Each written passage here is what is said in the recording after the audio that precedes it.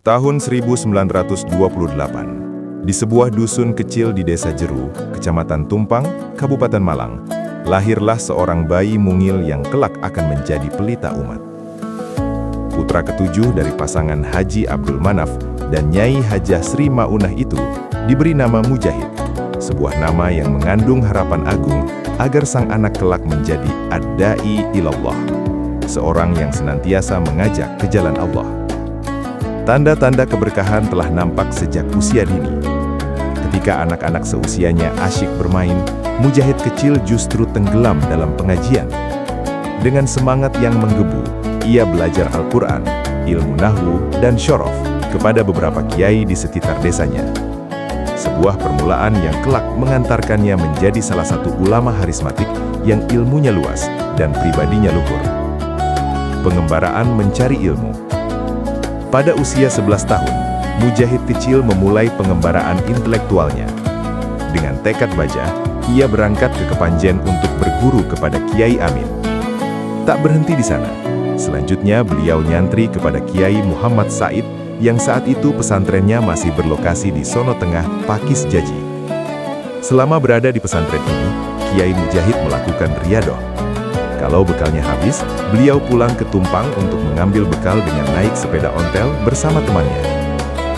Kiai Mujahid bersama temannya mengayuh sepeda ontel yang rodanya masih terbuat dari kayu, menempuh perjalanan pulang pergi ke Tumpang.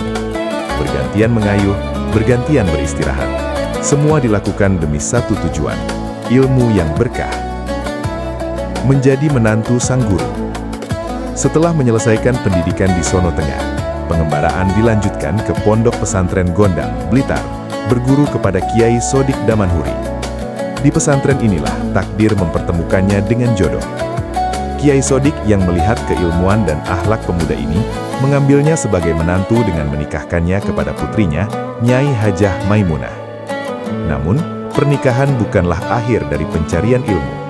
Sang mertua justru meminta Kiai Mujahid untuk tabarukan, memperdalam ilmu di berbagai pesantren. Dengan restu istri yang solehah, ia kembali meninggalkan rumah untuk menuntut ilmu demi bekal dakwah kelak. Menghafal Al-Quran dalam 6 bulan. Perjalanan dilanjutkan ke Pondok Pesantren Darul Ulum Rejoso, Peterongan, Jombang, di bawah asuhan Kiai Muhammad Romli. Di pesantren inilah Kiai Mujahid mendalami ilmu thorikoh dan menghafalkan Al-Quran. Kecerdasan dan kesungguhannya luar biasa. Hanya dalam waktu 6 bulan, Al-Quran 30 juz berhasil dihafalkan. 1000 bait nazam alfiyah pun dituntaskannya hanya dalam waktu 40 hari. Subhanallah. Di balik prestasi itu, ada perjuangan yang tak ringan. Untuk melawan kantuk saat mutalaah, deres Al-Quran dan menghafal alfiyah, ia membawa tahu dan cabai.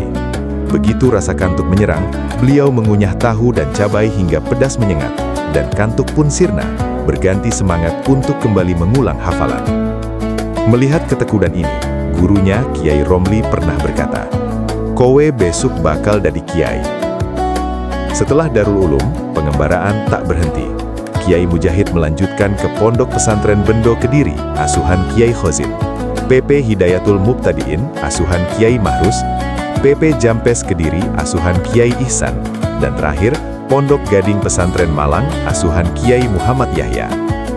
13 tahun sudah beliau habiskan untuk mengembara dari satu kiai ke kiai lain, dari satu pondok ke pondok lain.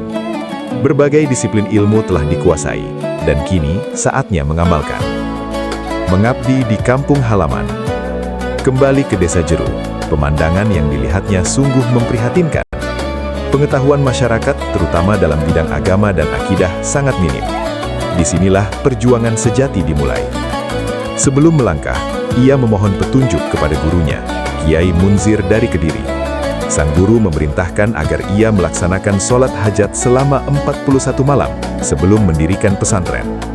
Kiai Mujahid pun mematuhi dengan khusyuk.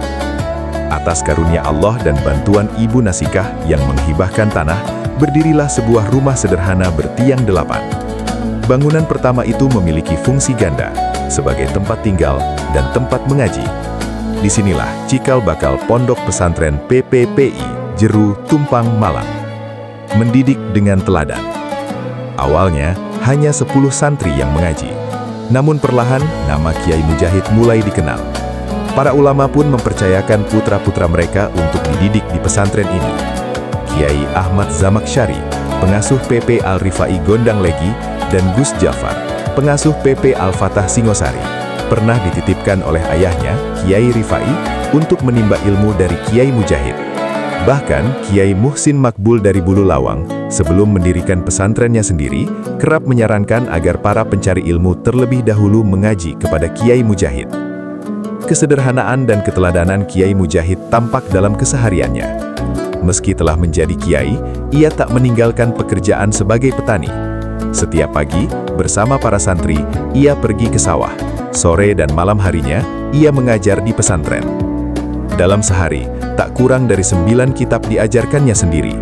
Selain itu, ia juga menyimak setoran hafalan Al-Quran para santri. Prinsipnya tegas, aku ndak butuh santri akeh, tapi sing manut karo kiyaine. Ketawaduan Kiai Mujahid sungguh luar biasa. Pernah suatu ketika, Gus Jafar, muridnya yang telah memiliki ribuan jamaah, memintanya mengisi pengajian karena akan berangkat haji. Dengan senang hati, Kiai Mujahid menerima.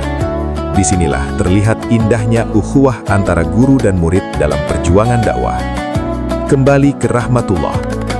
Sebulan sebelum wafat, seolah mendapat firasat, Kiai Mujahid bersilaturahmi kepada keluarga istrinya di Blitar. Dalam pertemuan itu, ia berpesan, "Sudah ya, mungkin ini yang terakhir kali saya berkunjung ke sini."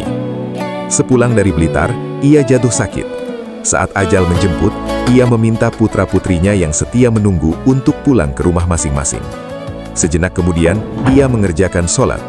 Dan dalam keadaan sujud itulah, ruhnya dipanggil oleh Sang Pencipta untuk selama-lamanya. Inna lillahi wa inna ilaihi roji'un. Kiai Haji Mujahid telah pergi, namun cahaya ilmunya tetap bersinar. Pondok pesantren PPPI yang ia dirikan di Desa Jeru, Tumpang, Malang, terus menjadi lentera bagi umat. Pengabdiannya, kesederhanaannya, dan kecintaannya pada Al-Quran akan selalu dikenang sebagai teladan bagi generasi penerus.